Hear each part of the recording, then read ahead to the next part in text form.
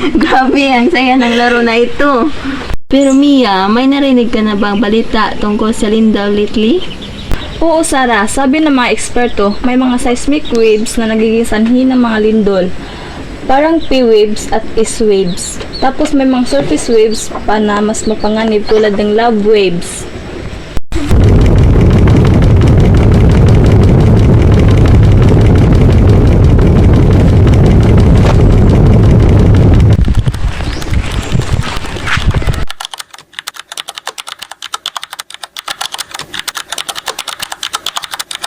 Mia, anong gagawin natin? Drop! Cover! And hold on! Dapat tayo magtago sa walang minta.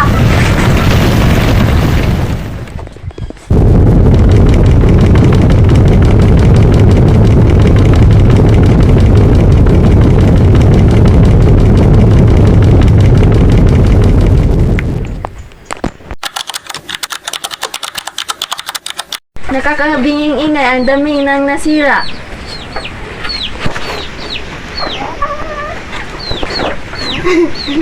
Kailangan natin tumawag sa mga tao. Tingnan natin kung okay ang mga kapitbahay.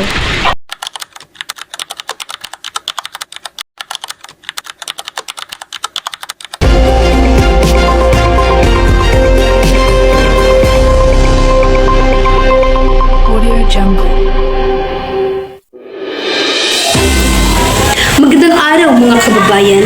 Nakatanggap tayo ng isang balita tungkol sa isang malakas na lindol na tumama sa ating bayan.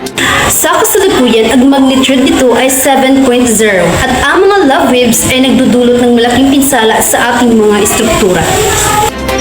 Ayon sa mga eksperto, ang mga seismic waves ay nagmula sa paggalaw ng tectonic plates sa ilalim ng lupa.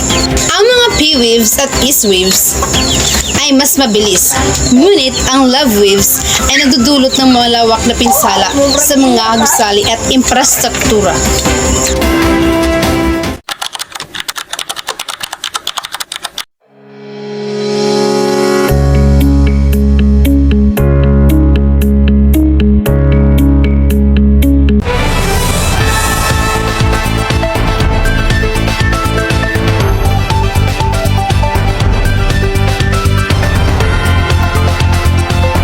Ano ang nararamdaman ninyo sa lindol na ito? Sobrang takot. Akala ko hindi na kami makakaligtas, pero ang mga hakbang na ginawa namin tulad ng pag-drop, pag-cover, and hold on ay nakatulong. Sana ay matuto ang lahat na maging handa, pero ang epekto ng lindol ay hindi lang takot. Maraming tao ang nawalan ng tahanan at ang mga negosyo ay naapektuhan.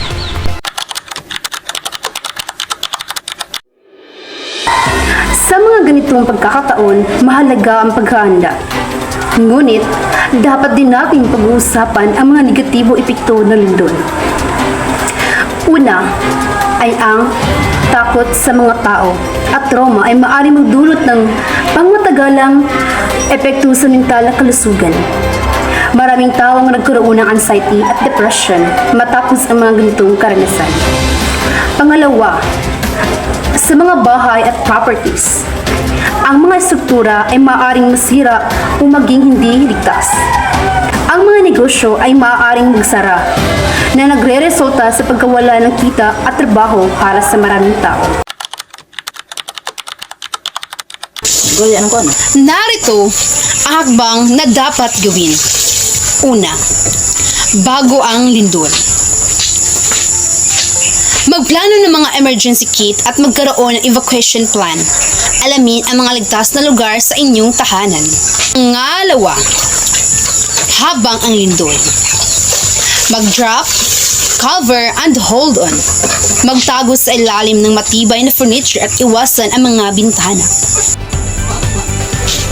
Pangatlo, ang pagkatapos ng lindol. Suriin ang mga pinsala at nakikipag-ugnayan sa mga otoridad. Huwag kalimutang tumawag sa mga bahala sa buhay upang ipaalam na ligtas kayo. Sa kabila ng takot at pagkatiklap, ang mga ganitong sitwasyon ay nagtuturo sa atin ng mahalagang aral. Ang pagkakaroon ng kaalaman at paghanda ay makapagligtas ng buhay. Sa bawat lindol, natuto tayong maging mas matatag at nagkakaisa bilang isang komunidad. Salamat sa Diyos at ligtas tayo. Kailangan nating maging handa sa susunod. Oo, at dapat tayong magtulungan bilang komunidad. Ang mga seismic waves ay hindi natin kayang kontrolin, pero ang ating paghahanda at pagkakaisa ay makakapagligtas sa atin.